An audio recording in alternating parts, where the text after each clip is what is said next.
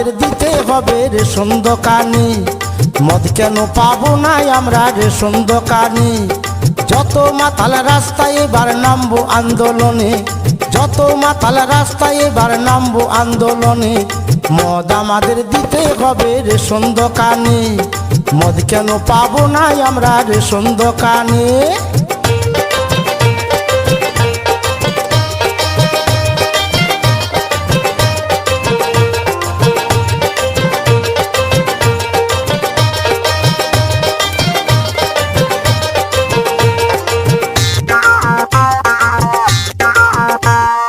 মদের যা ভক্ত আছে অন্য কারো নাই, সংসার ছেড়ে দুবো তবু মদ ছাড়ব নাই।